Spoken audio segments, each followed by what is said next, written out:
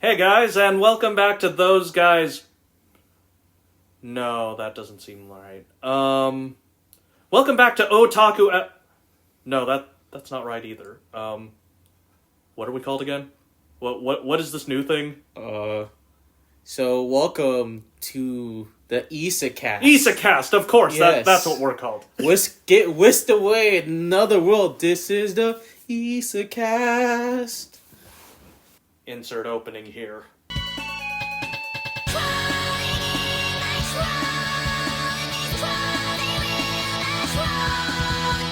And we're back. Okay, so for first episode of the Isekast? Okay, first episode of the Isekast, we're going to be talking about... I haven't even seen this anime. What are we talking about? We're gonna be talking about Sono Biscuit doll Kuara Wasuru, or its English title, the Biscuit doll falls in love. But as Square Enix puts it, my dress-up darling. Ooh. Oh, okay. Cool. It's the hit anime that came out this winter. But before we begin, I would like to tell our listeners, hey guys, I just made this podcast to have an excuse to talk about Dress Up Darling for I don't know how many hours. Wait, seriously? You called me up to start this podcast just to talk about this anime. I mean, cool, totally down. But good to know. Good to know. Now. Yes, I rebranded ourselves. I got the branding. I did the unregistered hypercam 2. I did all that.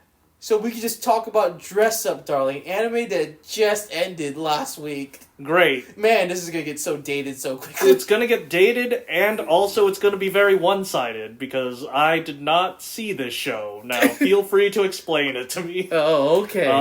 Where do you want to begin? Before you tell me why this is a good show, what is this? What is a Biscuit doll? And why should I care about Dress Up Darlings? Okay, do you want the actual, what a Biscuit doll is, or do you want to know what the show's about, or both? Let's start with what a Biscuit doll is, just to understand what the title is, and then maybe move. You know those dolls you see in horror movies? It's gotta be either Japanese. I mean, the reason why I'm compared to that is because I'm thinking, man, how would the average listener view it? Well, okay, it's those dolls you see in, those really old pawn shops. They're like French dolls, but, they have real, fabric for clothes and stuff. Okay, because I was gonna say a porcelain doll? Or... Yes, it's a porcelain doll, there you go. Okay. It's exactly what that... It's the French word of saying porcelain is biscuit. Oh, yeah, really? Yeah, okay, I thought it was a Japanese term. Good. Yeah, it's a French term, but the reason why it's a dolls in the word is because apparently the main character is into Hina dolls. So that's the Japanese equivalent of the porcelain dolls, you know what I mean? Okay. So apparently we follow Wakana Gojo who has this huge interest in Hina dolls because he saw a Hina doll in his grandpa's shop and he was like, wow, these are so pretty and beautiful. But all of a sudden, when he shows his first friend, his hobby, she calls him out and says, ew, you're into a girl's hobby. Why are you into that? You're creepy. Get out of my face. And then so it's about a boy who likes to play with dolls? Well, he likes to craft dolls, so just make dolls. Okay. And make the dolls. So he's, really into it. Literally, it's so funny because I was so obsessed with this manga back in 2018 when it was just first being, when the scans were first just coming out. Okay. I thought it was very interesting, and then I kind of was like, oh, cool, a Garu manga, but it was only six chapters at the time, so I was like, I don't want to catch up that fast. So I was like, okay, yeah, sure, I'll wait till about 2020. So it started as a comic, what did you say, 2018? around 2018. So 4 years ago, a comic, and yeah. now it's an anime. It's okay. it's an anime just recently, but it's funny because it's actually being published in the Square Enix, a young, I forgot what it was called, Young Gaga, I don't know, quote me what that is on Listener, but Square Enix actually has its own manga publishing circle, funny enough. It's like a magazine.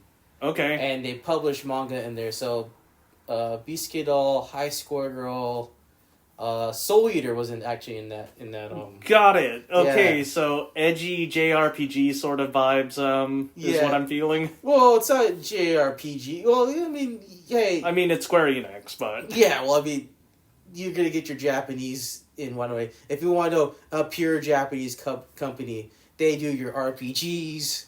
They do your Final Fantasies, Kingdom Hearts, even though those are RPGs already. Yup. Apparently now they do their Marvel games. Oh. Yeah. Okay. Which is weird, but okay. Now they're in the Marvel games. and then they do manga, and that's very interesting. So. Okay. Anyways, back to Biscuit Doll. Yeah. So apparently this manga is being published in the same issue as your JRPG fan lore, so take that for what you will. Anyway, so girl calls him a creep, and yeah, then he's traumatized for life, and he's had no friends since middle school or high school, dude. And this is our main pro tag. Okay. Yeah. Oh, he's so into dolls that's all he talks to is his Hina doll his like grandfather made. So it's like those weird movies where the horror movies where they take the doll and you know like how someone's like talking to it and it's like, no, what are you doing talking to inanimate object? Like no, that's what our main character turned to. But I'm letting you know, listener, it's not a horror show. Oh, okay. And the reason why I say that is because it is very wholesome and also very horny at the same time. Okay. So I don't know if you want to keep going on like why it turns wholesome or if you just want to talk about how it's both wholesome and horny at the same time. Whomney, I guess. Whomney. We discovered a new genre of anime. You're extra thirsty for homely things, I guess. Yes. But okay, well, so how did it get there? Well, we'll talk about it more later, but just to finish up the synopsis, do you want actually, you know what, speaking of synopsis, do you want to hear the official Square Enix synopsis or do you want to hear my synopsis? Because my synopsis is going to be kind of generic. What, do you have it just pulled up? Dude, it's... Oh, gosh, hold on. I got to pull this up, guys. It is hilarious because, you know, I know I'm looking at your Saga Time of the Evil that's on the table right now. Yes. And, like, you know, I bought a manga because that's how obsessed I've been on the show. Even though I've read the scans already. Yeah, but, you know, you're supporting it. Yeah, so now I'm just supporting it. So, let me pull this up. While I do that, listener, it is hilarious to see the synopsis on the back of the manga. Is it almost porno? It sounds like a plot to a porno. Oh, okay, cool. It's so stupid. Okay, here we go. I wonder if I can read it. Oh, here it is. The class loner. Okay. So, the class loner being the main character described. Yes. And so, just to fast forward it, he meets a cute girl, a Gyadu. By the way, Gyadu meaning it's a trendy girl. It's a trendy girl in Japan. Think of like a valley girl in the West. Yeah. I'll explain more of that later. So here's the official Square Enix manga synopsis. The class loner and the class beauty strike up a secret relationship? Traumatized by a childhood incident with a friend who took exception to his love of traditional dolls, doll artisan, hopeful Wakana Gojo passes his days as a loner, finding solace in a home ec room at his high school. To Wakana, people like beautiful Marin Kitagawa, a trendy girl who's always surrounded by a throng of friends, is practically an alien from another world. But when cheerful Marin, never one to be shy, spots Wakana sewing away one day after school, She barges in and ultimately ropes her quiet classmate into her hobby. Cosplay! Okay. I don't suppose you'd make my cosplay. Will Wakana's wounded heart be able to handle the invasion from this sexy alien? Okay, so that didn't sound like porno, but that is actually a pretty good way to get someone hyped if you had no idea what that is. Yeah, so that's the official on the back of the manga. So if you go buy an English manga, I think it's one though, because I only have. I'm trying to seek out the rest of the volumes at my local bookstores, but apparently for some weird reason they're not printing any. Which is weird. It's either that or it's just not going into your nearby Barnes or bookstore or wherever you go. I'm hoping I'll get there soon, but yeah. So anyway, so as the synopsis says, our main character meets the beautiful Marin Kitagawa, and then hijinks ensues where apparently she can't cosplay for the life of her. So like, literally, does she just have? Is she just embarrassed, or like how is she having problems with cosplay? So the funny thing is that in the beginning, I'm gonna go ahead and spoil it. I know we'll probably have some warning up, so you've been warned. Whatever. The spoilers. First episode already. So apparently, after Marin kind of tells Gojo, "Hey, don't let people take advantage of you," after he's like stuck again doing the chairs. He's like, "Well, at least I'll make myself something for you." So, which I believe every listener wants to know that, you know, as a human being, you want to feel like you're a part of society, but obviously it feels like he's being taken advantage of. So, the sewing machine breaks in his shop, and he uses the sewing machine in the home ec room, and he's like, "Ha ha! No arts and crafts today because we don't have an art club." And then Kitagawa just opens the door and then freaks out. But instead of like the first in like the beginning of that episode where someone criticized his hobby, Kitagawa was like, "Oh, I didn't know you were into sewing," and then, you know, like she was like kind of complimenting him on his like so hobby. His skills have been acknowledged. Yeah, his skills has been acknowledged, and like, you know, like, oh, she's into it because, you know, our main girl isn't the one that will prejudge you because, again, she's the nerd in her group. Like, kind of like how there's like a group dynamic and, like, you know, you have that one oddball friend. Yeah. In it, even though you guys are on the same page. Yeah, it's just that person. Because she's like, "There you go again with your anime nerdy stuff," and then she's like, "But you gotta understand, Shio Todd loves her sister Neon One-sama or something." She is an otaku? Yeah, she is a hardcore otaku, in fact. Oh, okay. So the first character she wants to cosplay is a hentai character. And does she know this? Yeah, she knows it from front end, and she played both games, the first and the second game. Okay, then. So, anyways, so get back to the club room. She starts getting undressed at him, and he's like, "Holy gosh, I never seen a girl undressed." But then she tells him to turn around, and like obviously he does. Okay. Basically, she puts this on. Is the horny? Is this the horny in the show? Not yet. Oh, we'll okay. get to that. But once she puts it on, like, our main character wastes no time in roasting her sewing skills. She's like, "Is this a joke?" Literally, Gordon Ramsay's is like, "Look, the stitching. Why is it not stitched in a certain way?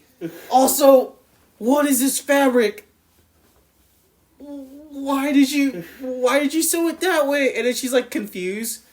And then obviously, you know, they get to the point where she cries, but she's not angry. He's like apologetic because he doesn't know how to talk to people. Because remember, our main character. These people are both otaku. This guy, the main character dude, just cares about dolls apparently, and then the girl is an anime otaku. Okay. Yeah. So, you know, and then they agree, and then episode 2, I think that's where you saw a lot of fan art that day came out. Okay. Where, like, hey, if you've been if you're a huge anime nerd and you've been seeing a blonde girl with a black bikini, a floral black bikini, yeah, she came from this show, and it's basically in that episode it talks about measurements. You know what I mean? like, because apparently he was reading the cosplay book, and then he was scared that, oh crap, I gotta take Marin's measurements, and him being Okay, So is he an awkward dude and he's just like, oh god, a girl? Or is he gonna be totally into this? Not in like the, not like he's turned on, but just, okay, totally in tailor mode right now. Okay, give me your measurements, doop-de-doop-de-doop, okay, building it, blah, blah. Well, for the first half, it's like, he's, the typical, oh man, I'm embarrassed to touch your body. Yeah. And then he gets the willpower to be like, no, she's counting on me. She wants to become Shizuku-tan. She wants to become this character. So he does it for a while, and then it goes back to, oh god, I gotta measure her feet now. And then, in the most Takagi way possible, she puts her, because she's sitting on his futon, but, he's, complaining that, Kitagawa, get down from there, my futon hasn't been clean. And she's like, oh, it's okay, no worries here. Just measure my feet. And then he's like, oh, I can't. And then she just puts her foot on his knee, and she's like, do it. And I think that's where everyone kind of went, oh god, the horny, right? The horny is because of the feet, not for the breast measurements. But it was for the breast measurement, because it's hilarious, right? Okay. That's not it. The second part of that episode, apparently they had to get the seam. I think it was in the inner thigh, because obviously when something's tailored to you, listener, they gotta measure every part of your body so it's tailored towards you, obviously, right? Yeah. Okay. So once they got up from there, she kind of got super embarrassed and red in the face, and it went from ooh, look, it's teasing Master Takagi to, Ada, look at how embarrassed she looks. Like, oh, okay. Yeah. So it got to that point. That's where the wholesomeness comes in. So it's not like a Nagatoro or a Takagi-san like most of the internet's This isn't putting out. about girl teasing boy constantly. Well, I think that's the hook for the first 3 episodes. Oh. By episode 4, it does something very wholesome, and it does a switch. And then from episode 4 to episode 6, it's a bit of you'll see the story actually move forward, because now you're rooting for these people to get together, even though they're made for each other, and the show makes it clear. Funny enough, I'm writing a video essay about that. Like I said, I'm about to date ourselves. Expect that later. Yeah, expect that later about why they're made for each other. But oh man, okay, this must be a good show. Yeah. If you decided that you wanted to bring back a podcast to talk about it, and then write an essay about it. And then I'm going to come back in the next podcast if we ever decide to do another one and be like, hey guys, so yeah, but anyways, I think it's a good show. I like it. It's a great show. But I guess so that I don't have to echo my stuff I want to talk about in the video essay, just to bring it out here, I'll talk about production values. Okay. So, like I said, I don't know if you're curious about that, or if there's anything I should probably clear up about the show, maybe. I mean, I haven't seen it, so whatever you're telling me is new to me. Okay. So, yeah, no, I usually, it's so funny with Donnie K, because he's the kind of person where you have to sell a show to him in an interesting way. So you don't sell to him, you don't, like it's the same thing with anybody you sell a show to. You figure out, what could they like from it. And it's hard to sell a show like this to, the average person, because, again, the wholesome and horniness. Because everyone's going to be like, I'm focused on Maren Kitagawa, she's cute. It's like the Hollow's butt versus economics. Oh, okay. You know what I mean? I didn't get into Spice Wolf because of... Because of the main lead female's butt? Yeah. And the fact that she's naked for the first episode? Yeah, it's... Yeah. No, this is a show about medieval economics. Exactly. So I showed it, instead of it's about a cute couple, or, hey, look at this sexy girl, it's about... sewing and cosplay. And literally you're going to learn a lot about what goes into cosplay if you really want to take it seriously. So yeah, if you're a cosplayer, I really recommend this show. Okay, just as a snippet, so what about cosplay did you learn? Well, I learned one, the measurements. Two, they talk about it's about getting a feel for the character instead of trying to accurately interpret them. So like a great example of this is like when you watch like the Cuphead show on Netflix, and I'll just deviate for a little bit. Go ahead. In that show, like people were like a little upset that it's not hand drawn, it's like digitally animated. But then I kind of debated saying it's more about the feel of the 1930s comic cartoons. You don't have to use the materials of the 1930s, especially if it brings down production. Okay, yeah. So back to cosplay, like it's like it doesn't need to be 100% accurate so long as you capture the essence of the character. So like when they were choosing a like the bob, like the cosplay parts, apparently she's like, well, Shizuku-tan. It's so funny because even after that episode, the Marin lends Gojo the Slippery Girls games, which that's by the way this show also has its own in-universe anime and manga that it follows. Yeah. And it's actually really well fleshed out because apparently, at least in the show, they cosplayed a character from a hentai game, a character from a popular magical girl anime. Okay. A character from a fighting game, and then the last one, a character from a 4-coma gag manga. So it's interesting. So you'll get to see interesting types of like how Gojo tackles it, because he's basically translating his Hina doll experience into crafting clothes for Hina dolls, because he was so good at clothes, but he can never paint the faces right. Meanwhile, Marin can capture the essence of the character and like the mannerisms, but she can't understand like what makes them work. So when they were choosing clothes in episode 3, it was like, we should probably use this fabric, because this is what the character I think would wear. But another thing too is like when they were choosing the wig, like she's like, well, let's go with a black wig, and he's like, no, let's go for a purple wig because this is how she would look. You know what I mean? Like we'll make it an asymmetrical bob because that's what that character wears.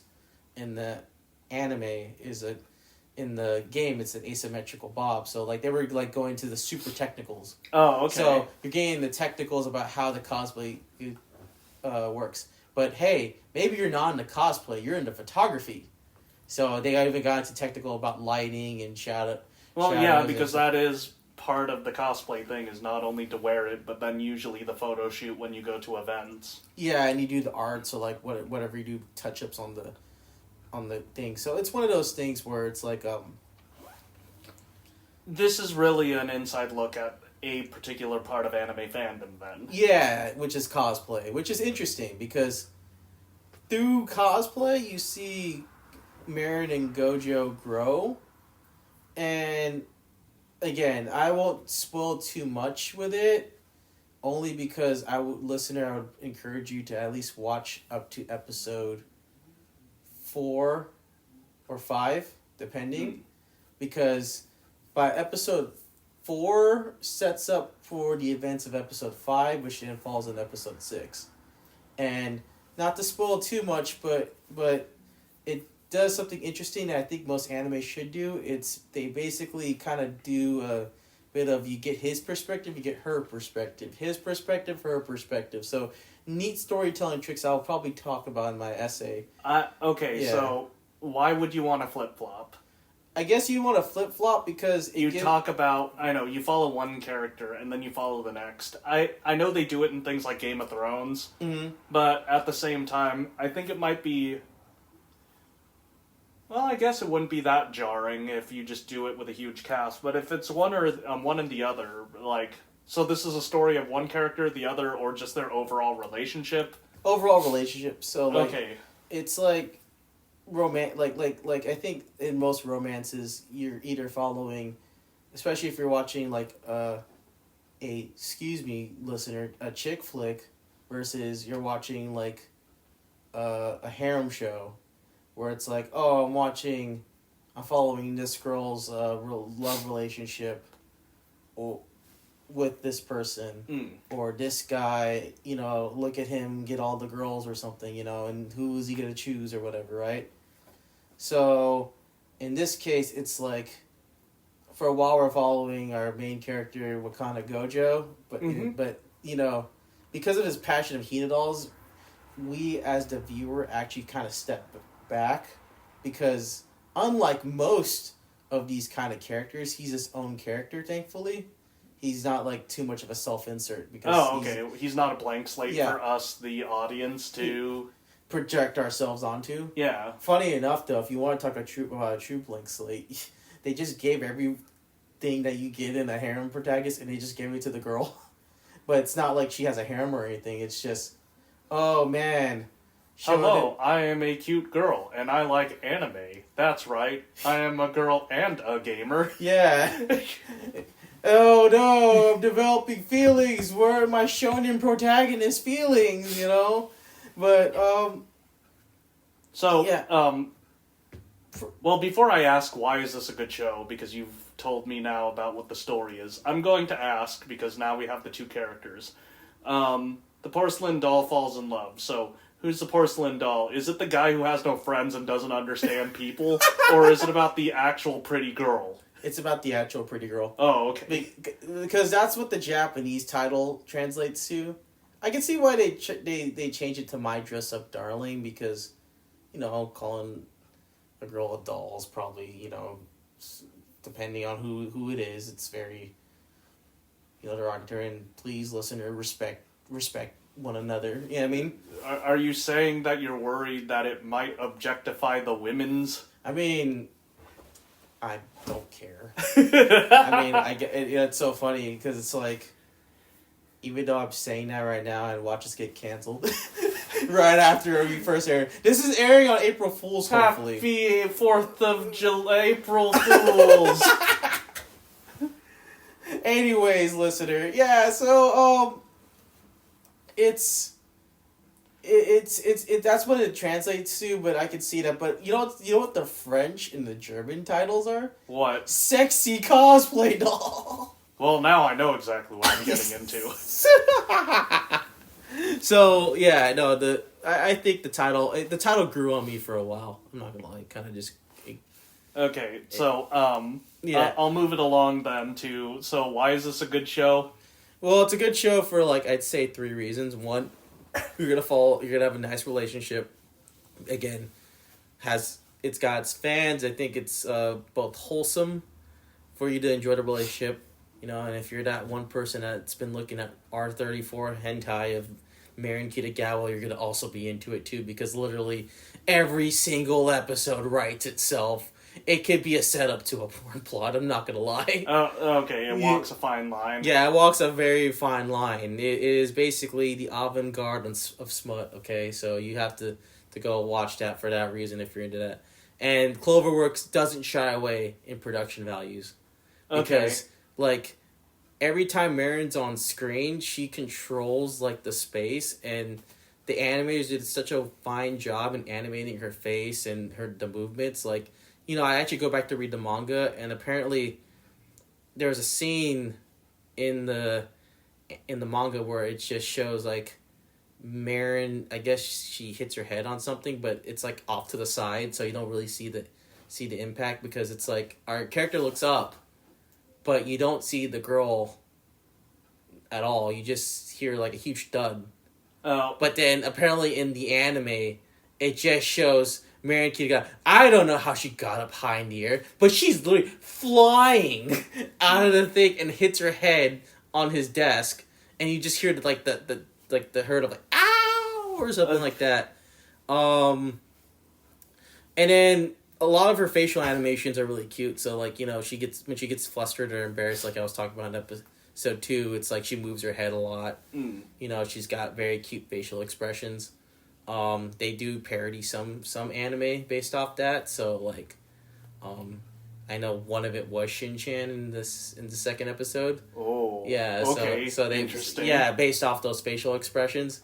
What else should I say? Oh, yeah, no, it's in-universe anime is actually very interesting, too. The hentai game, it's hilarious. Them talking about it so nonchalantly. And bring this up now, listener. There's two. There's a sub and there's a dub. Okay. Both available on Crunchyroll or on 9anime or wherever you want to torrent your anime. But in my humblest experience, I would prefer you watch the sub if you want the more accurate, because everything I'm kind of talking about is based off the sub. The dub does a fine job. I think the dub has kind of more hilarious jokes. They localized it so that our Western minds can understand it. Pretty much. So, then what's the trade-off? I think the trade-off is like, towards episode 6, this is where it gets a very rocky, because for Marin Kitagawa's character, they kind of, like, botched it in the dub. Not saying it could be an oversight, I don't know, because it does follow word for word, but I think the girl that plays Marin Kitagawa in the Japanese, her voice is just perfect for that role. Okay. Because she's hitting on all sixes every time she's on screen. Because she's like, Shuki, which means I love you in WUV. Oh. Yeah, so she just has that, like, commanding voice of being a gyaru. You know, again, a trendy valley role for Japanese. But, like, even though she's not a trendy in real life. But it's so funny because Wakana Gojo's voice actor is actually, he used to sew. So apparently there's a special going on. I think it's on YouTube or something about, like, Gojo's voice actor is trying to make a cosplay for Marin's actual voice actor. So it's like, yeah, hey, you want some IRL projections? Here you go. So life is now imitating art. Yes, exactly. But in the dub, though, I think Gojo is fine. It's so funny because it's actually a new voice actor. He sounds a little bit too cool for the character, but I think he's fine, especially when he's flustered. Like, he kind of grew on me.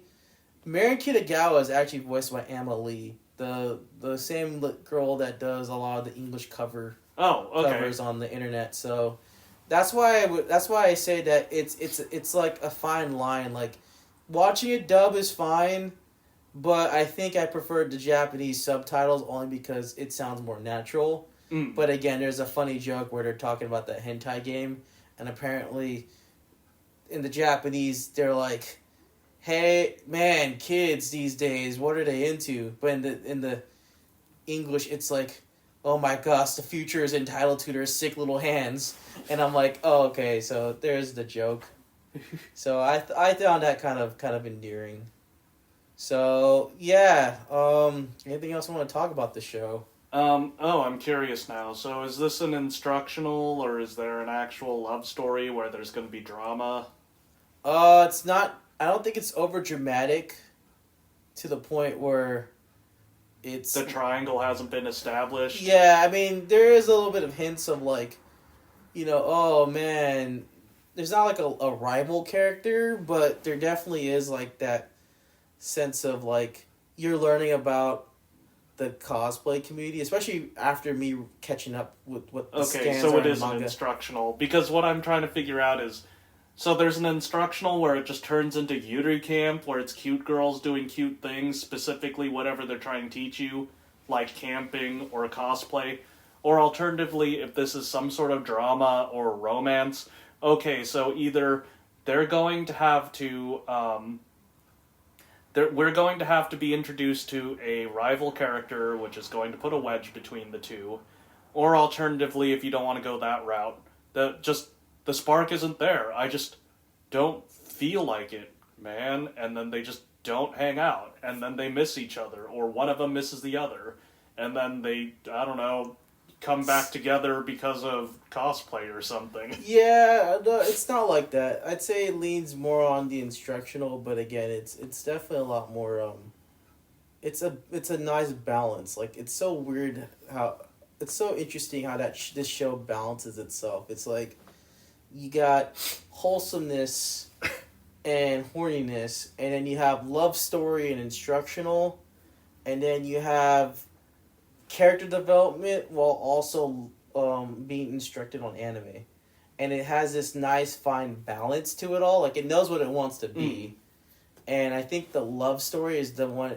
I think, like, everything happening with the cosplay, with, you know, going to cosplay events, to anime, kind of gathers it and makes it a perfectly crafted show. And I think, you know, I definitely been following these two, even to where it catches up with the manga. I'm going to let you know right now. If or when they have a season 2, I think this could be one of the most greatest, like, coming of age mangas of our time, or greatest, like, romances up to, like, Kimi ni Todoke or Fruits Basket. Because I thought when you're saying coming of age, so, like, someone's gonna grow up, or both of them are. Well, I think our main character, Wakana Gojo, is growing up. Like, I don't want to give out too much. I mean, the reason why I say coming of age is because you see him starting to finally conquer his social anxiety, even though it's not outright said. Like, he still has, like, mannerisms, but their feelings are going to develop, you know, and they're going to keep developing throughout the series. But, yeah, I feel like, apparently now that we're talking about, like, pivotal anime that's going to define a generation, I feel like this anime is definitely going to be one of those. Okay. So, yeah, listener, definitely check out My Dress Up Darling. It's published by Square Enix, and I'm going to butcher their first name, but Shinichiro, but last name is Fukuda. Go get the manga wherever books are sold. I know the scanlations are in chapter 73 at the time of this recording, as well as if you know how to look for scans, you can find your scans. Yeah. Probably Manga Dex or something. Yeah. Who publishes it? Square Enix. Square does Yes. itself? Yeah, that's what I'm saying. It's so interesting how I thought that was Japan, and so I was going to be like, who's publishing it here? Square, no, it's still Square. Yeah, Square does it. It's interesting. Like, apparently just recently they opened up an English store for manga. Like, they made an announcement. They actually made an announcement at Anime Expo not too long ago. It was like 2019, 2019, yeah. Like, High Score Girl was one of them, and that was one of those shows that was one of those anime or manga that was hard to publish because of all the video game licensing. Oh, yeah. But then again, though, Square Enix is behind it. So, I don't think it's hard for them to talk to other They have money and they know each other. Yeah. Even though, like I said, I mean, maybe we'll talk about it in the next segment. But, yeah, they have the money to, like, to get things. And that's why I would joke around saying, like, it's better to have, And then, so we could find it on the manga. Just manga either at Barnes or we can find it at... Manga Dex. I mean, if you want to catch up and you're like, oh, I really want to read all this, the scans are out up to 73. The original things. But, yeah, I think definitely check out My Dress Up Darling. And then, like, you can torrent the thing if you know how, or alternatively, what did you say? It's Crunchyroll and... is it funny, or it's not Funimation? It's funny, because Crunchyroll and Funimation are combining now. Oh, okay. Which we'll probably also talk about in our next segment. Wow, yeah, okay. Yeah, Crunchyroll and Funimation are combining, and they are gonna be... And yeah, you can find both the sub and the dub. Me, personally, I prefer the sub. Because it's going to sound more natural. It's going to sound more like jamming. But if you want to watch a dub, Emily is very popular. She's really good at the roles. Everyone's great. Nothing's stopping you anyways. Nothing's stopping you. And you know, funny enough, because the sub ended not too long ago, I've been rewatching it dubbed because I kind of like having this nice Where's Waldo of like, oh man, okay, so this is what they changed, you know what I mean? Oh, yeah. And, so that way, like, if I want to recommend a show, especially for these shows that are only, like, 12 episodes long, it's not hard to, like, you know... Go through it. But yeah, but do support the official releases, but at the same time, though, if you really want more, I'd highly advise you. Totally go find it on the internet. Yeah. Through whatever means. Yeah, the scans are their manga dex is caught up with its 73 because what happened was the old scan laters got kind of they got scared. They're like, oh, okay. I was gonna say, did they get C and D from Square? No, they didn't get C and D, but they just felt like, okay, we gotta stop. They made new ones, and then a new subgroup came out. So a lot more swearing in the new one, in the new subgroup. Yo, motherfucker! Yeah, yeah, it's just like just F bombs everywhere. Like fuck you, man. It's like yeah, bruh, check out this cosplay. Fucking cosplay, man. So yeah, I know. I don't know if I really want to read that, but okay. Yeah, no, but it's not I mean, like I said, definitely support the mango too. So manga. So yeah, all right, we're gonna. All right, Dress Up Darling. End of segment 1. Yeah, we're going to take a break. Okay, and we're back. Silly us. We forgot to introduce ourselves. Yeah. Okay. Man, I haven't done this in a while. I mean, between that and also we were just excited to start this thing. Yeah, with our very primitive tools called an iPad and the built-in speaker of said iPad. Anyways, my name is Issa or Is. Or Issa Long. Sorry, that's my artist name. I go on the internet, but you can shorten it to Issa for short. Isa meaning one, from the Filipino language, and long meaning only, so basically it's only one, if you want a direct translation. Fun fact about my artist name, so it's only one artist, basically. Yup. And this is... it's Donnie K. It's always been Donnie K, and I suppose it'll always be Donnie K. You don't have an origin story for why you're Donnie K? No, I did not fall in a vat of radioactive waste. What are you talking about? What do you mean radioactive waste? It's okay, don't worry. We all had our cringy names. I remember my friend being called Bloodstain 12, and then all of a sudden they just changed it to Shitstain 12. Neat. And I was like, oh god. You know what I mean? And I was like, so funny. But anyways, with introductions aside, so we're in section 2. This is just going to be more freeform, I guess.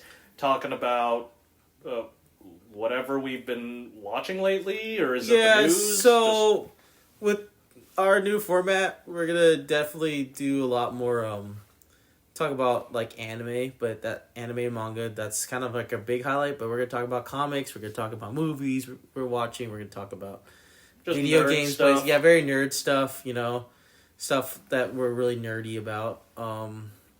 But on that, with that being said, so freeform. Yeah, freeform. Basically, we're just here to share what we recommend or what we've been up to. Maybe just like, did you have anything you want to start with, or should I just talk about the manga I started reading? Well, I mean, I know in the Dress Up Drawing segment, I think there was a couple things I mentioned. I guess news-wise, I know this probably ain't news, but it's interesting. Is it Ukraine?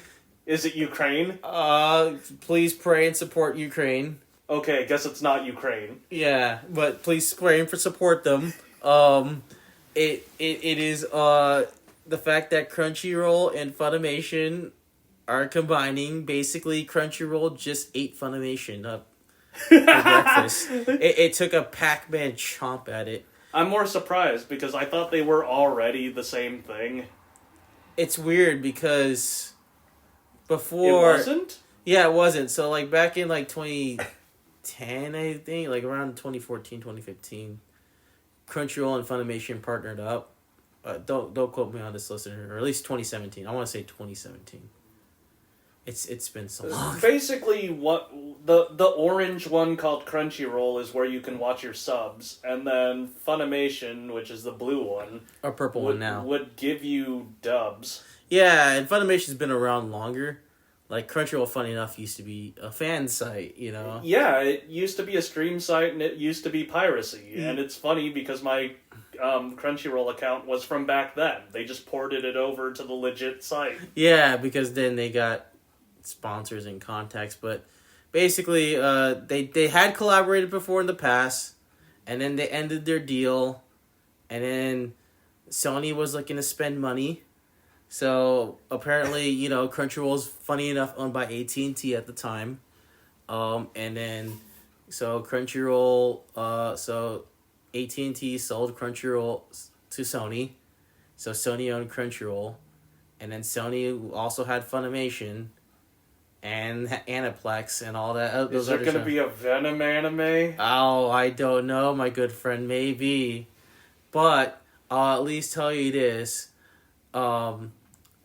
Funimation, so now they're re-collaborating, but instead of re-collaborating, they're just going to put all the North American selection under one brand, which is Crunchyroll, which I'm okay with. Like, I don't know if that's good or bad for the overall industry, but at the very least, there's less thinking on, like, wait, where can I go to find this? Oh, it's all in one place. yeah, I mean, it's a little bittersweet for someone like me who's grown up with Funimation dubs for the longest, so it's like kind of hearing them like now they're just going to be absorbed into Crunchyroll is like a bittersweet pill to swallow, because, I like both sites and companies. I mean, Crunchyroll, so fix your freaking video player before you start absorbing, because I swear, I try to watch your dub on Crunchyroll, and the video player took like 50 million years to load. So fix your Were you attacked by Skittles commercials? Oh man, I remember that one where it's like you've been hijacked by a monkey or something. At least have that prompt, and then me saying the floating orange thing for like or like my favorite, you've been specially trained ninjas have hacked our servers or something like that. I never got funny messages from Crunchyroll. Yeah, they had those funny messages back in the day. Like if the site was in maintenance, they would have a thing that would say that. A fun little message. Yeah, saying the ninjas are on it, and I was like, oh cool, but now it's like it's in beta still, and I'm like, it needs to get out of beta and it needs to be done. I mean, I don't want to get in that debate about streaming services, but if you want me to pay for streaming services, make your video player better. But yeah, I mean, back to the fusion thing. I think it's gonna be sad to hear Funimation being kind of phased out. But then again, I think what's gonna happen now is more of your box sets are gonna be published under the Crunchyroll brand now. Not so much. So our boxes are gonna turn Nickelodeon orange? Yes. Neat. So yeah, you're not gonna see that purple logo anywhere. Well, it's funny because their branding is like becoming orange and purple, which I hope they kind of keep that color scheme. I like it because Halloween. I guess. I mean, hey, now you'll be known for anime too, but at the same time, though, I mean, don't go. But that's it on my Crunchyroll Funimation news spiel. Anyways. What have you been up to, Donnie K? What mangas have you been reading? You've been dying to tell me. Okay, so let's go with the fun one. They're both fun, but this is the more fun one. Ooh. It's called Die Dark. Yeah. DAI space DARK. It is a science fiction with a question mark. It feels very fantasy, but this is a story about space.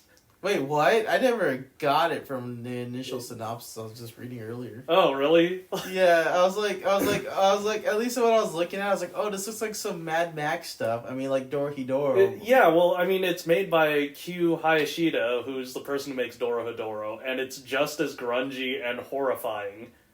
It's a comedy. It is a really dark, but strangely lighthearted. It's lighthearted because nobody takes anything seriously. Oh. Like, it is very serious, but our main protagonist just doesn't care. Is it like, I don't know if you ever seen this one called No Guns Life? Where there's just a guy... A dude with a head for a gun? Yes, exactly. That's all I know about that. I haven't seen it. No, I haven't seen No Guns Life. But... So, Die Dark, just... Look, this is how much I care about the characters so Yeah. much as what they do. Uh-huh. Our main character is a dude, and he's a wanted man. He is so wanted that, like, it's the magical style of, if you kill this man, all your wishes and dreams come true. Ooh. Yeah, and by the way, the currency in this world is bones. Oh my gosh, so like dog bones. No, more like, I'm gonna kill you and take the bones out of your corpse. Oh. Yeah, so, like, our story begins with just, dudes floating through space. Like, just literally in a spacesuit, just floating through space, and space pirates pick them up, and they're like, huh, kind of weird. Wait a minute, you're that guy! Quickly, put him in the freezer! And so they just put him on a meat hook in their freezer. So you're telling me it's like Trigun in a way, where they're trying to hunt down like a Vash the Stampede type character? Yeah, he is the $60 billion double dollar man, essentially. Oh my god. And then it's like, ha ha ha, as soon as I rip the bones from your flesh, I will rule this universe. So his bones are special. Yeah, they haven't explained anything about that. Oh Just my simply that God. there's a rumor going around that if you just kill this guy and take his bones, you're going to, all your wishes are going to come true.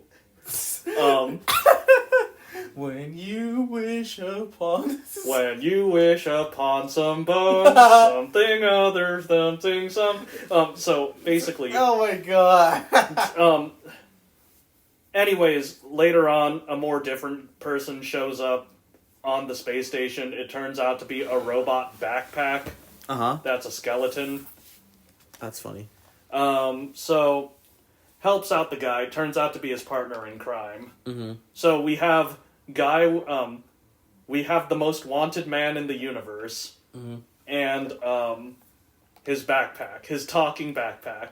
Oh my gosh, Dora the Explorer. Yeah. So it's like backpack. It's a skeleton backpack. Just ask it, like, hey, can you help me locate the bones? And it's like... No, it's more like, hey, can you help me get an axe? And then it'll vomit up an axe.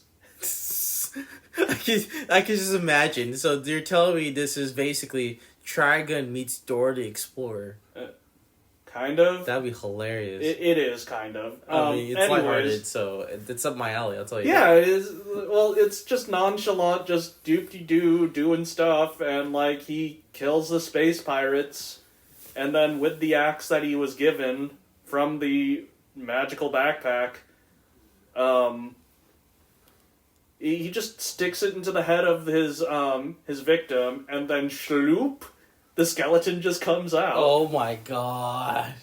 Yeah, and it's really grotesque and detailed, and very detailed. But you know what? It's okay. And he's like, man, I got so many alien bones today. I'm gonna go buy me I'm gonna buy me some new clothes or something. Maybe even a spaceship, so I'm not drifting through space like a weirdo. That sounds very interesting. Yeah, and so, like, it's just goofy. Like, do you think he has a bone bag of holding or something to carry all these human-sized bones? Especially after he killed an entire spaceship crew, so, like, at least 15 people's worth of bones? Oh my gosh. No, you do this by just tying a cord around each bundle of bones, and then tying it around your waist, and throwing yourself out the airlock, Among Us style. Among Us. So he was not the imposter then. Yeah, he wasn't. He was completely himself. Oh no! Anyways, so... This podcast is already going downhill. We mentioned Among Us. Among Us. So... And then he goes into a black hole with all the bones he collected from those space pirates. And you might wonder, like, why? Why would you want to go into a black hole? And... You know how nonchalant I'm being telling you about this? Yeah. This is kind of how everybody acts in this story. Nobody's disturbed that he's removing skeletons from dudes. Nobody's worried the fact that they're in a spaceship made of meat. That's funny. That's kind of interesting, because that manga author, he is very, has a very wild imagination. Yeah, it's really dark and grotesque, but at the same time, everyone's just really chill about it. Oh yeah, we just harvested his bones. I mean, yeah, it's not like Mortal Kombat where you're ripping the skeleton out Yeah, of the guy. no one says, "Whoa, hold on, hold up, that's... You just went to 11. No, everyone's like, "Yep, that's what you do, you get their bones."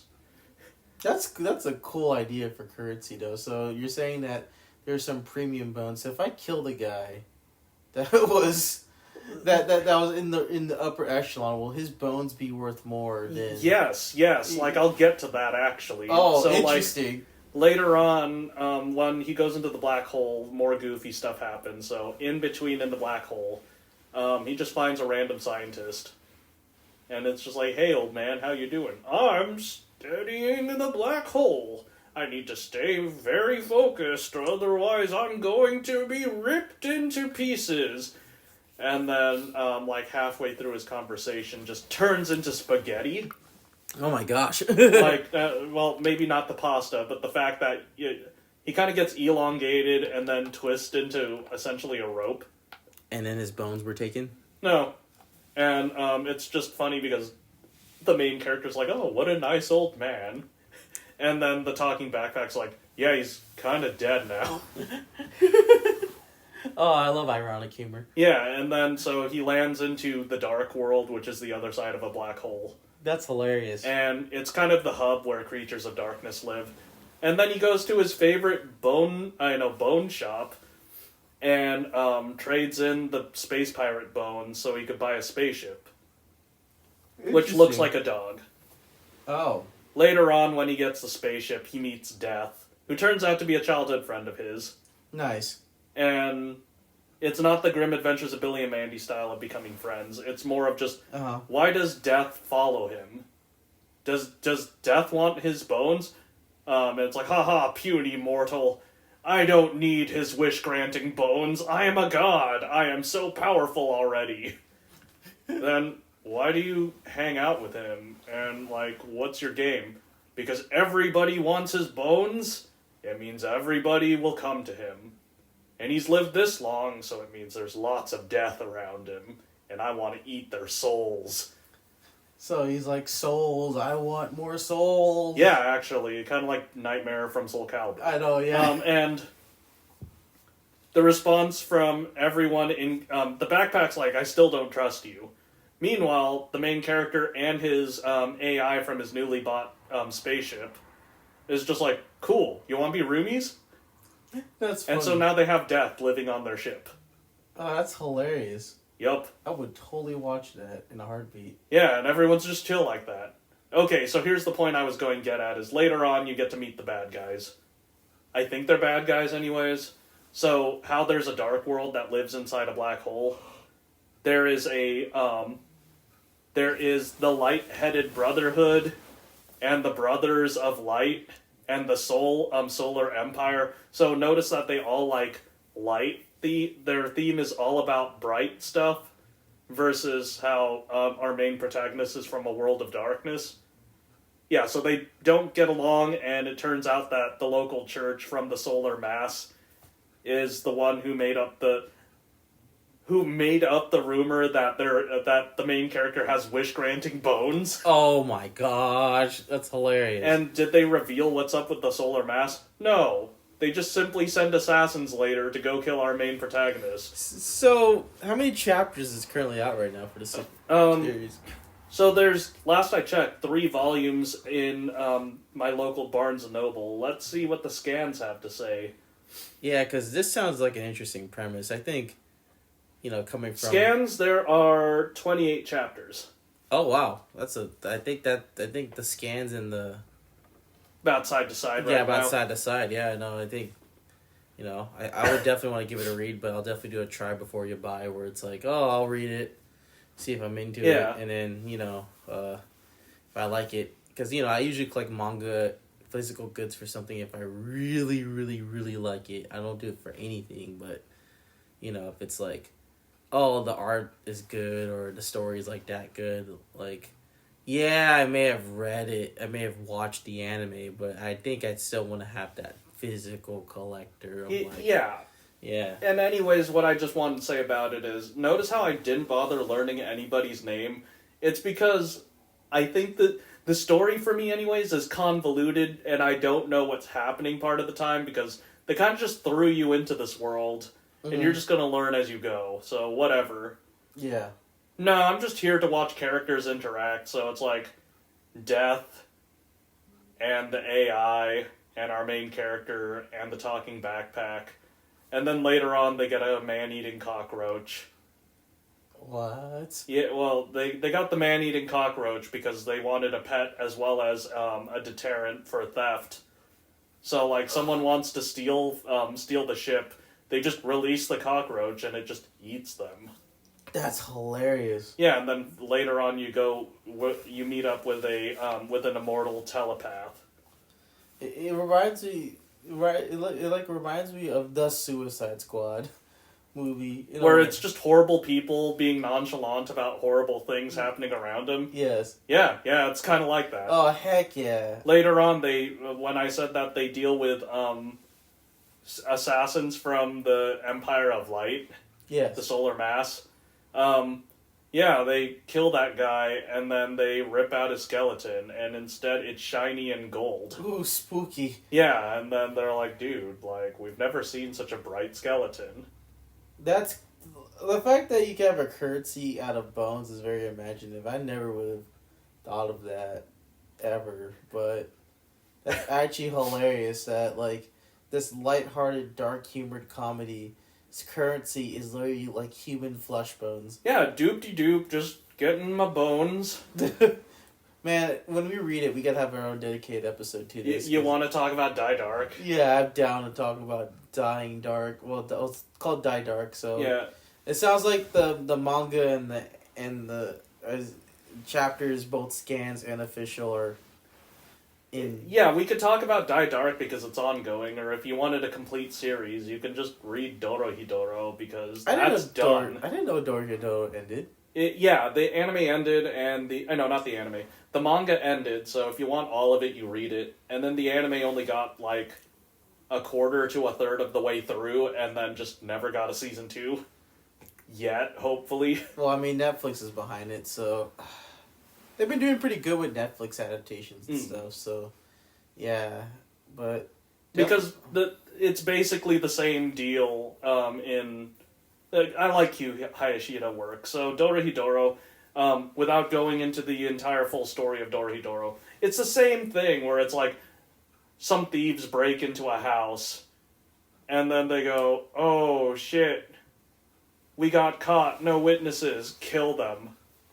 Oh shit, we don't want to, we don't want to be charged with murder, how are we going to cover up this murder? We need to plan a suicide. Not for us, but to make the victim look like they killed themselves. Oh, wow. And then so they start it with, I'm trying to remember what they had where it's like, does this look like a suicide? No. Doesn't look like a suicide. Ties up a noose, ties it up to her, to the body.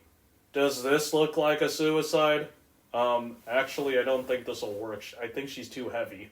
As that's happening, the support beam they hung her from just breaks. Oh no. And then it's like, and then as soon as, and then the corpse just starts shaking violently, and the response is, oh shit, she's not dead, she's not dead! And then a giant maggot comes out of her stomach and starts screeching at them. It has a human face. Oh my god. And then their response is, oh fuck! They stab and just kill the giant maggot. Oh my. And then they went, yeah, this looks like a good enough suicide, and just leave the house. Oh jeez. Yeah, that's the sort of show this is. Oh man, so that sounds like right up my alley after like dark satirical humor. Like, you know, I was like, there's that new show Smiling Friends on It's like that. Yeah, where it's like it's got like random balls to the wall humor where it's like random like the internet, but also the dark humor where it's like the jokes hits the punchline. So yeah, no, this series sounds like it's a lot of fun. I'll definitely give it a read, and then I'll come back to report to you about it. Yeah, I mean, just the same thieves. Their entire deal is that they're poor. That's their entire gimmick, is that they're just poor. They're constantly poor. They break into a mansion, and then they go into a vault, and there's, like, gold and jewels and stuff. Ooh. And instead of salivating, going, oh my god, we're rich, they get kind of, like, whatever, I don't give a shit. They go to the kitchen, open the pantry, and then just are really excited about canned food. Oh, canned food, way better. Yeah, like, oh my god, food. Like, not moldy bread I pulled out of the trash. Hell yes. I want that chili in a can so badly. Oh, man. Yeah, so I mean, the humor in any Q Hayashida work so far has been pretty great. That's good. Looks like a lot of stuff has been adapting. Speaking of which, it's hilarious because another thing I did want to mention was I don't know if you heard the news, Donnie K. So Ruibi. Okay. Apparently, it's getting an anime adaptation from Studio Shaft. Okay. Okay. And I'm like, so you're telling me there is a anime based off of an American show that's trying to be an anime. Yeah. Oh. Okay. And it seems like they're adapting the first volume. They're like kind of like rebooting the first volume of it. Okay, I was gonna be. Is it beat for beat? I don't know. Well, if it's beat for beat, this might be a waste of time. They call it's basically called Ruby Ice Queendom. I think it sounds like it's gonna sort of center on Weiss. It sounds like it's gonna be like, I don't know if it's gonna be 12 episodes or a movie. Like, it's so interesting because is this just an OVA? Yeah, well, I don't know, but the news came out of it, and then right when the news came, they actually dropped the trailer on Crunchyroll, no less. Okay. And I saw the trailer, and I'm like, this looks good. Like, well, it's Shaft. Well, not just Shaft, but it looks like actual effort was put into this. And like, don't get me wrong, when you go back to watch the very first episode of Ruby, yeah, it definitely shows its age of like, yep, this is like an early time of the internet where it's like you get a bunch of internet people together to write your show or whatever. But, you know, they're just still, it's that infancy thing of like you give them the benefit of the doubt. Like, the action scenes are cool because that's what you're watching it for, is the dope Monty action scenes. But, you know, afterwards, I think Ruby for me as a show kind of died a bit. But at least, like, I know, like, the beginning episodes, because you know how, like, the plot focused a lot on Jean Arc? Oh, yeah. Yeah, the first two. I feel like after watching this series, like, literally it's going to go into actual relationships that I don't think it was ever touched upon the first. So they're literally just readapting the first season. But they're actually going to have the focus pulled on the Ruby characters. We're not going to have a segment where it's... Wacky high school. Yeah, it's still wacky high school, but then Ruby's in the center. It's not like, you know, we're focusing on an entirely different character for the first two episodes. Well, that's what I was going to say about why I said it's wacky high school, is it's Jean and his bullying predicament. It's Blake and Weiss and why racism is bad. It's about, you know, just going through... This is what I mean by wacky high school, is it feels like every 2 episodes or so, 1 to 2 episodes was a after-school special arc. Yeah, or like, but I felt like we definitely focused on Jean Arc all the time. Like, yeah, we were rooting for him in Pura, I don't know, but not gonna lie, got kind of nauseating when it's like, man, Ruby's still an underdeveloped character, but in the trailer, which I should probably show you after this podcast, yeah, it looks competently made. It looks like, man, if this is going to be the new Ruby series, I will follow this over the volumes that the American cartoon. So we're not going into volume 9? Oh gosh, I thought they were gonna end it at volume 9. I thought I'm sure. Well, hopefully it finishes at volume 9. We just finished volume 8, and then we've been that for what, like 2-3 years. I don't think. I think it's declining. The show's declining. Because I know they're trying like other things to see if it hits the role, like Ruby Grimm Fairy Tales, and that was a weird American-based animated show, which, not gonna lie, kind of looked pretty bad, and I didn't care. Like I said, I stopped caring about Ruby after like volume 5, and then you're telling me about the world building, and I'm kind of like, I wasn't here for that. Yeah, I got excited when we finally left Beacon Academy to see the outside world. Yeah, and then, then it kind of just got complicated because the team split up, and so we got to see the rest of the world map for like 2 seasons. Yeah, which, I felt like I wanted to focus more on Ruby's, like, band of misfits as she travels the world with Team Juniper after Pura died. Yeah. Like, I cared more about that, but I felt like we were in furry Israel for too long. Oh, so it was like where Blake is just like talking about like the faunus rights and stuff, and I'm kind of like, I get where people are saying like Blake is a very bland character, like they can't stand her, but I actually liked her. And yes, I was on the Team Bumblebee train for the past year, and then when the writers listened, I kind of was like, oh, now it's not exciting anymore. It's like, but yeah, no, apparently Ruby's being turned into an anime, so yeah, take that for what you will. Hopefully it's good, and I know it's gonna be good because, man, after seeing the episode, I'm like, man, we're gonna focus on our main characters more. So, and then the shipping, I think, will probably be minimized but there was a freezer burn moment in the trailer, so.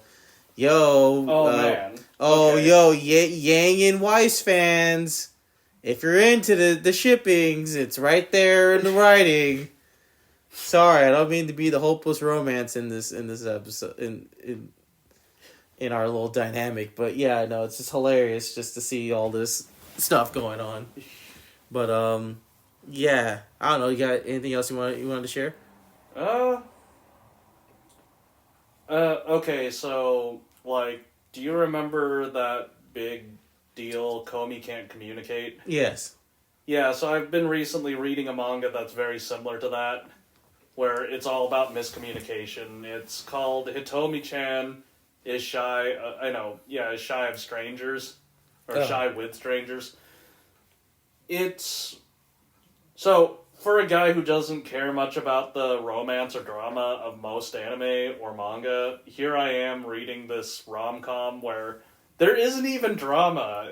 It's literally just short person who usually gets confused with a child, who's actually like a third year. So he's a senpai, he's a senior, to this girl who's like a third taller than him, a full head taller than him. Oh, jeez. And is a second year. And so it's like, hey, show me the ropes, senpai.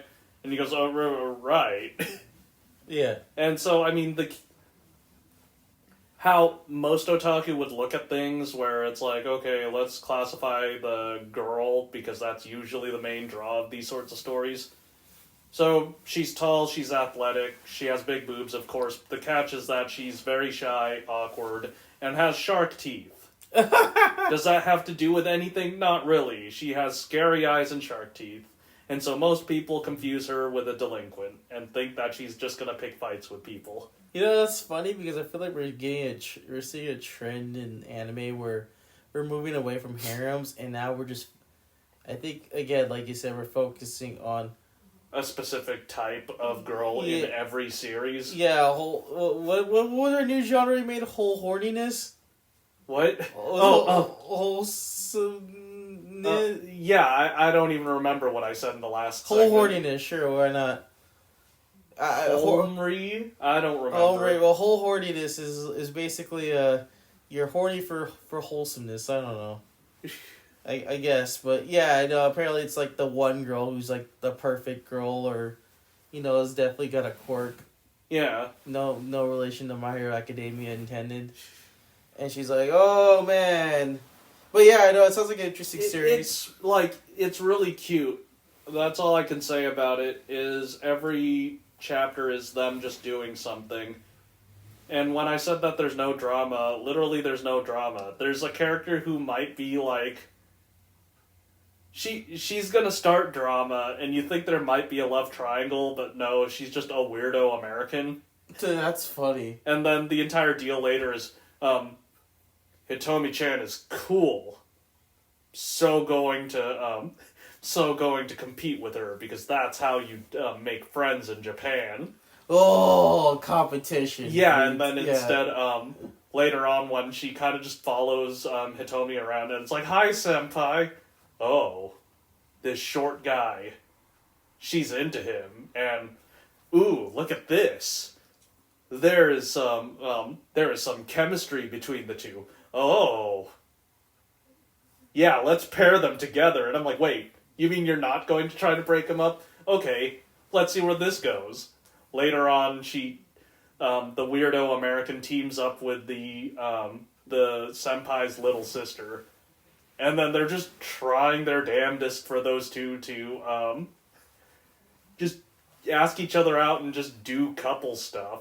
Oh my gosh, so this person's playing matchmaker where it's like, kiss already, dang it, make out, Yeah. do it! Yeah, and meanwhile they're just doing wholesome stuff.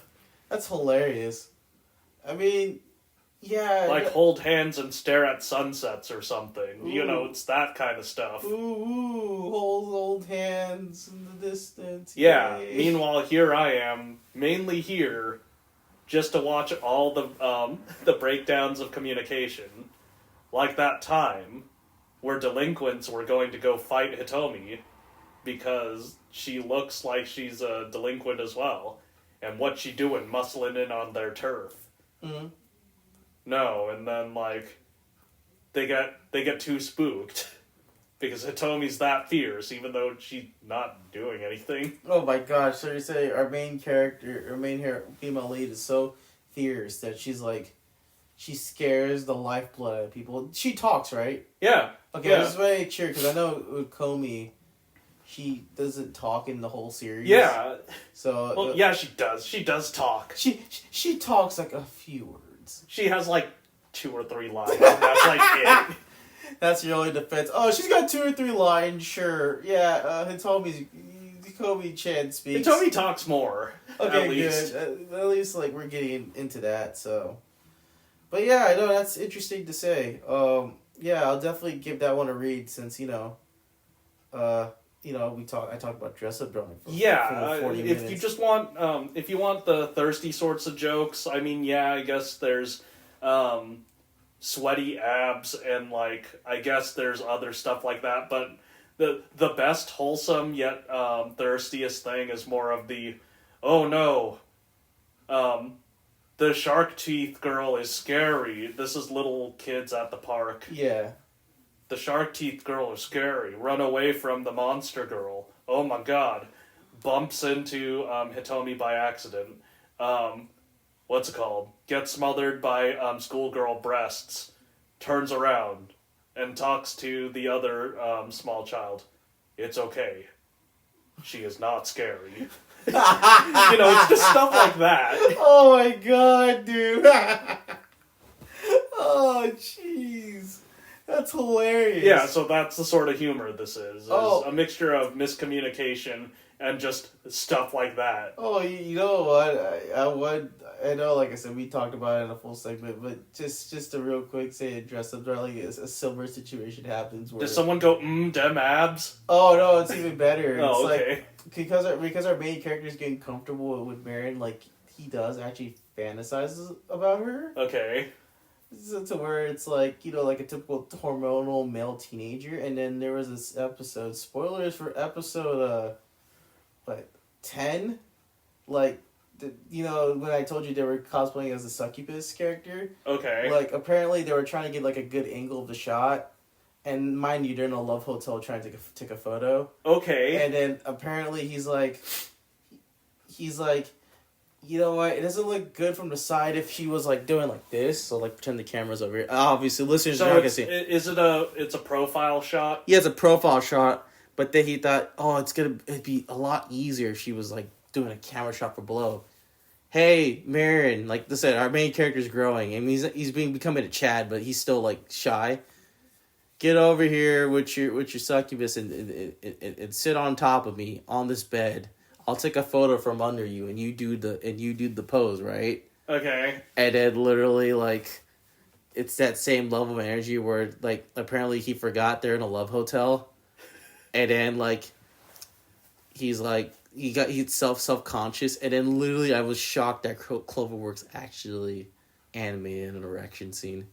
Neat. Yeah, and then like literally the sexual tension gets very, very there. And does she say, "Oh, what's this?" or no? They don't go there. No, they both know the situation they're in, but they're like really nervous because like she's like because he when he starts really like, wait a minute, girl's on top of me, love hotel. Get off me right now, Kitagawa! And then apparently she throws the phone to where the lights turn off, and then they're both breathing heavily at each other, staring each other down. But then it's like, she's holding her mouth as if she's like covering up, but then she started to slowly let her guard down and put her legs around him, and then he started to get in close, and then obviously the phone rings saying, hey, your love hotel time is over. Time's up. Get out. Exactly. So I was like, oh yeah, it was that, yeah.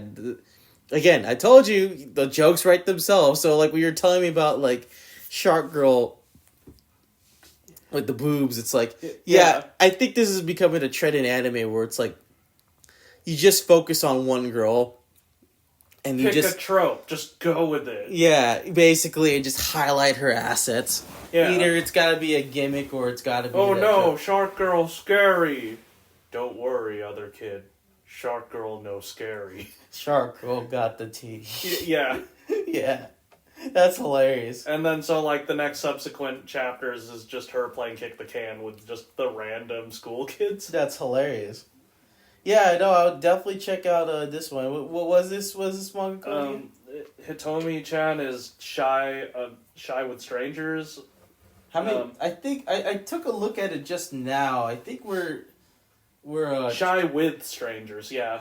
Yeah, I think we're on episode... I think we're on chapter... There is 77 chapters. Oh, at least man. for where I'm at. Oh, okay, yeah. No, I definitely will give this one a read. Because I feel like manga is a lot more easier to consume than anime these days. Yep. It's like... Unless it's like, it's really good, like, you have to sit there and wait. But... There is another anime I did want to talk about. Okay. And it was Shenmue. The animation. Shenmue? Okay. Yeah, honestly, it's funny. The Dreamcast game? Yeah, it's adapted into an anime just earlier. Okay. And, well, like, a while back. But it's actually a Crunchyroll and Adult Swim original, so it's like a collaboration between the two.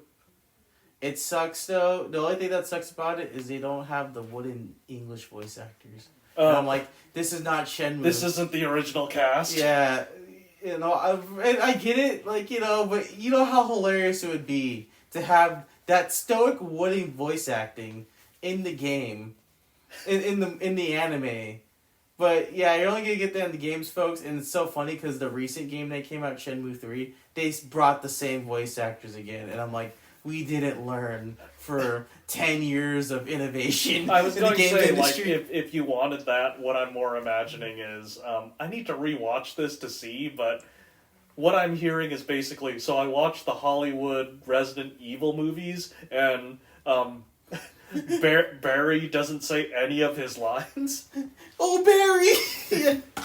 Oh, shoot. Like, I thought you were Jill Sandwich. You know what I mean? Yeah. Wesker!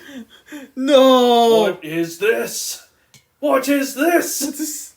Stop! Don't open that door! Yeah, just lines like that in a Hollywood movie. Yeah, oh, that'd be hilarious. Yeah, but no, Shenmue is getting adapted into an anime. I don't think people are talking about it, or like, you know, on Mal it's got a pretty low score of like 6.9, which I think all Other than all driving a these- forklift, what is Shenmue about, and is it anything like the game? Yeah, it actually follows beat for beat of the game, sort Oh. of. So, but without the datedness, because if you ever go back to play Shenmue, oh my goodness, you're gonna like tear your hair out because for its time it was very impressive, but now you go back to it, you're like, what the? I am lost, and it's like a Virtua Fighter RPG basically.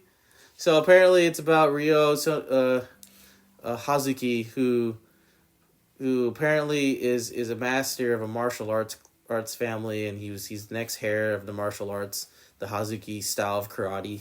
And then apparently his father gets killed by Lan Di, which is a guy in China. So he doesn't know why, but he gets killed by Lan Di, and he steals one half of the mirror from his father, which is like the dragon. I forgot what it's called, the dragon mirror.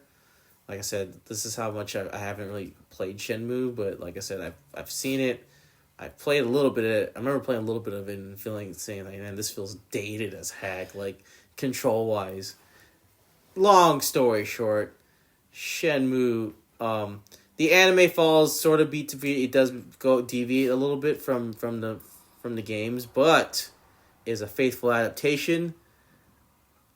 Yu Suzuki, if you're planning to end Shenmue, just end it here with the anime. Don't make more games.